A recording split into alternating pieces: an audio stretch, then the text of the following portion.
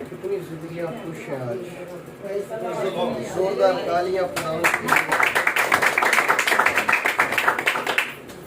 شکر گزار ہوں سب سے پہلے خدا کا، پھر اس کے بعد خدا کے عظیم خادم پاسٹر خالد کا، جنہوں نے آج موقع دیا کہ خداوند کے کلام کو سنایا جائے. اور خدا کا کلام جس بھی روپ میں آتا ہے اثر دکھا کر چھوڑتا ہے. خدا کا کلام مؤثر ہے، زندگی بخشتا ہے، اور جو مردہ ہڈیاں ہوتی ہیں اس کو کیا بخشتا ہے؟ اور خدا کا کلام لکھا وہ اپنے کلام کو نازل فرما کر کیا کرتا ہے؟ شفا دیتا ہے. اتنا زبردست خدا کا کلام ہے. اور آج جو ٹاپک میں نے سوچا وہ یہ ہے کہ آج جو میں نے بھائی صاحب دیکھا ہے، ہم لوگوں میں ایمان کی بہت کمی ہے. ایمان کی کمزوری کی وجہ سے ہم ڈگمگا جاتے ہیں. اور آج ہم ایمان کے تعلق سے سیکھیں گے اور خدا کے کلام میں سے نکالیں گے رومیو اس کا 10واں باب. جن کے پاس خدا کا کلام ہے نکالیے. رومیو اس کا 10واں باب اور اس کی 17ویں آیت.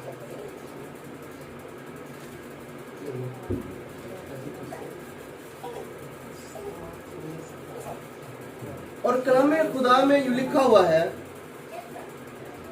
بس ایمان سننے سے پیدا ہوتا ہے اور سننا مسیح کے کلام سے. ایک دفعہ دوبارہ پڑھتا ہوں. بس ایمان سننے سے پیدا ہوتا ہے اور سننا مسیح کے کلام سے. کلام حق کا پڑھا، سنا، سمجھا اور قبول کیا جانا ہم سبوں کے لیے باعث برکت ہے. ایمان ہے کیا؟ سب سے پہلے ہمیں یہ جاننے کی ضرورت ہے. کلام یہ کہتا ہے کہ ایمان اندیکھی چیزوں کا کیا ہے؟ جو چیزیں نظر نہیں آتی لیکن ہم اس چیز پر اعتقاد رکھتے ہیں، اسے ہم ایمان کہتے ہیں. یعنی کہ اگر میں بیمار ہوں، مجھے انٹرنل کوئی پرابلم ہے، لیکن میں لوگوں کو یہی بتاؤں کہ میں تندرست ہوں، یہ میرا ایمان ہے. آج بہت سارے لوگ ہیں جو ایمان میں ڈگمگا جاتے ہیں، ایمان میں گر جاتے ہیں. پھر بہت ساری ایسی باتیں ہیں جو لوگوں کے ایمان کو خراب کرتی ہیں. پھر لوگ جو ہے وہ پٹری سے اتر جاتے ہیں. وہ پھر اصل میں خدا جو ہے نا وہ انسان کو ایمان میں آزماتا ہے. ویسا ویسے ہی ہے، لیکن ہمیں پتہ نہیں چلتا، ہم ڈگمگا جاتے ہیں. اصل میں خدا ایمان میں آزماتا کیوں ہے؟ خدا ہمیں صابر بنانا چاہتا ہے. خدا چاہتا ہے کہ ہم صبر کرنا سیکھ جائیں. کوئی ہمیں کوئی بات کرتا ہے، ہم اس پر ایمان رکھ لیتے ہیں کہ شاید ایسا ہو سکتا ہے، لیکن ہم یہ نہیں دیکھتے کہ خدا کا آگے منصوبہ کیا ہے میرے لیے. دوسروں کی باتیں سن کر ہم اس بات کو رد کر دیتے ہیں جو خدا نے منصوبہ بنایا ہمارے لیے. ہم اپنے ایمان کو خراب کر دیتے ہیں. خدا ایمان میں آزماتا ہے. جب انسان اس ایمان کے اندر آزمایا جاتا ہے تو اس کو صبر پیدا ہوتا ہے، اور جو انسان صبر کرنا سیکھ جاتا ہے آسمان اس کے لیے کھل جاتا ہے. ایمان اندیکھی چیزوں کا مجموعہ ہے، جو چیزیں نظر نہیں آتی. اگر ہم نوح کی زندگی پر غور کریں تو خدا نے اس سے کیا کیا تھا؟ کلام کیا تھا. خدا نے اس سے کلام کیا کہ میں دنیا کو کیا کر دوں گا؟ تباہ کر دوں گا پانی سے. لوگوں نے مذاق میں اس بات کو سمجھا، کیونکہ نہ تو لوگ آسمان سے پانی آتا دیکھتے تھے نہ زمین سے. لیکن نوح نے کیا کیا؟ نوح نے کیا یہ کہ جب خدا نے اس سے کلام کیا، اس نے آواز کو سنا، وہ ایمان لایا.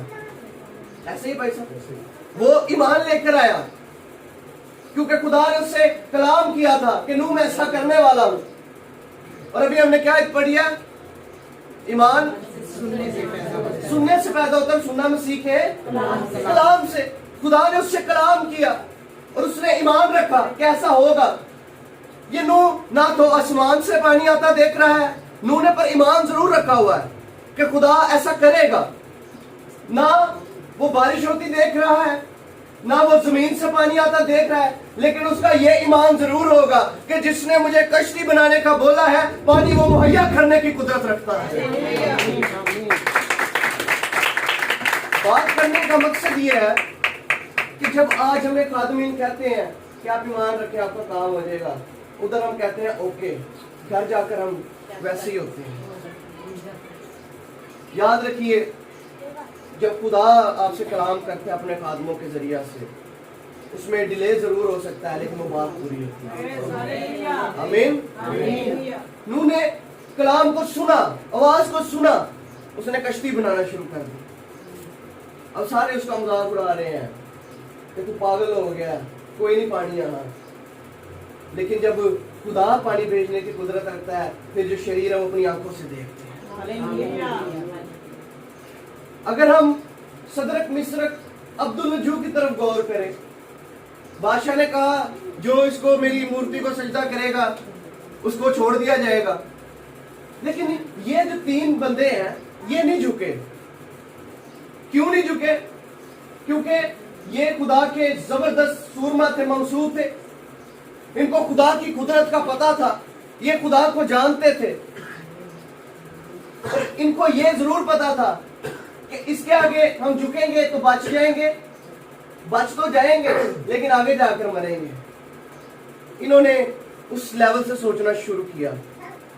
انہوں نے سوچا ہوگا بھائی صاحب کہ اگر ادھر مر بھی گئے تو آگے ہمیشہ کی زندگی ہے. ایمان کا لیول دیکھیے کہ ایمان کا لیول کیا ہے. انہوں نے سجدہ نہیں کیا. بادشاہ نے کہا ان کو آگ میں ڈالو, 7 گنا آگ کو تیز کر دو.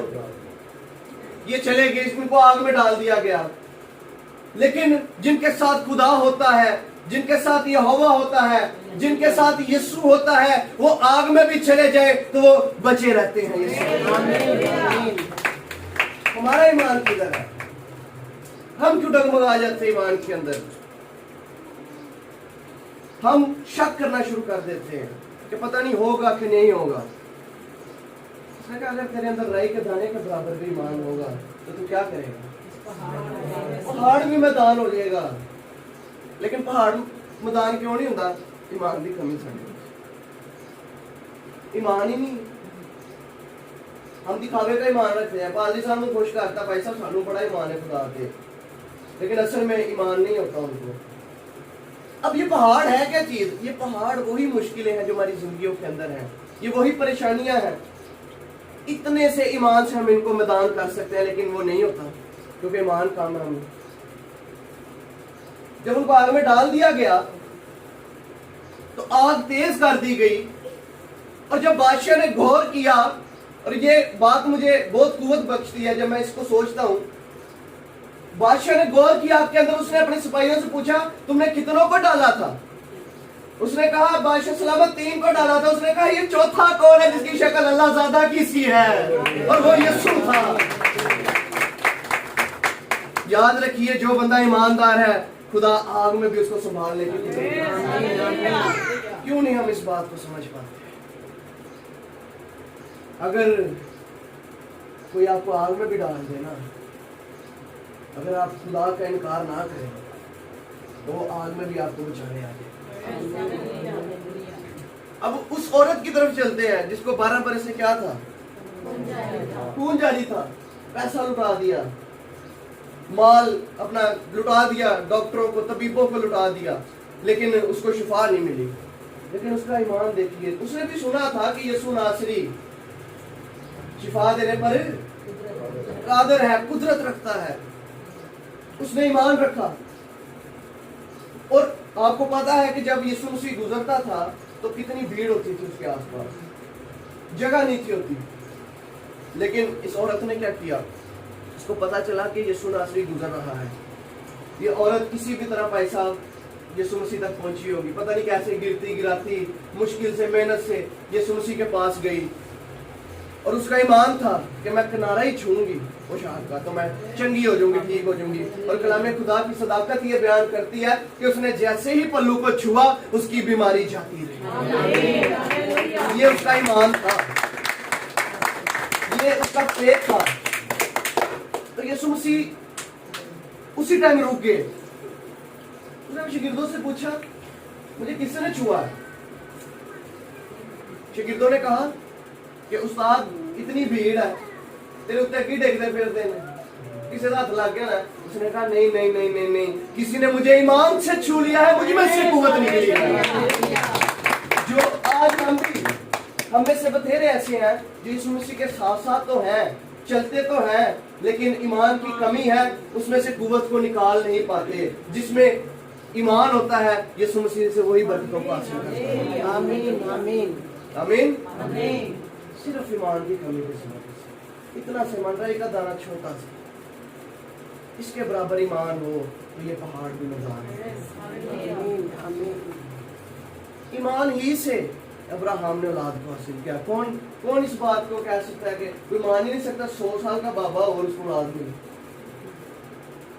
ایمان تھا, اس سے بھی خدا نے کلام کیا, اس نے بھی ایمان رکھا اور ایمان سے اسے برکت پائی. آج کدھر ہے ہمارا ایمان؟ میں یہی سوچتا ہوں اکثر کہ ہماری جو مسیح بیٹی ہیں وہ کیوں غیر مذہبوں میں چلی جاتی ہیں. اسکول سے ایمان کی کمی ہے, تعلیم ہی نہیں ملی. پیسہ ویسے ہی ہے اور بیسک تعلیم ہی گھر سے شروع ہوتی ہے, اور گھر والوں کو خود نہیں پتا کہ ایمان میں مضبوط کیسے ہونا ہے. اور یہ کس لیے ہوتا ہے؟ چرچا کے نیچے جاتے ہیں, عبادتوں میں نہیں جاتے, پتہ ہی نہیں ہے مذہب تمہارا کیا ہے. اور میں اس کو پیسہ مذہب نہیں کہتا کرسچینٹی کو. میری نا ایک جگہ بات ہو رہی, وہ لیڈی تھی, ایک مسلم تھی, تو اس نے کہا کہ میں کرسچین مذہب میں آنا تو چاہتی ہوں, لیکن نا وہ پھر میرے کا ایلیگیشن لگ جائے گا آپ نے مذہب تبدیل کر دی ہے. ٹھیک ہے, میں نے کہا سب سے پہلے بہنا میری بات سنو, تمہارا جو یہ کرسچینٹی ہے یہ مذہب نہیں ہے. کہتی آپ کیسے یہ کہہ سکتے ہیں کہ مذہب نہیں ہے؟ میں نے کہا یسوع مسیح نے کہا راہ حق اور زندگی میں ہوں, میرے وسیلہ کے بغیر کوئی باپ کے پاس نہیں جا سکتا. تو میں نے کہا مسیحیت کہاں سے نکلی؟ کہتی مسیح سے نکلی. تو میں نے کہا مسیح جب یہ دعویٰ کرتا ہے کہ راہ حق اور زندگی میں ہوں, تو میں نے کہا Christianity is the way of life, جو اس پہ آئے گا وہ زندگی پائے گا. مسیحیت زندگی کا راستہ ہے,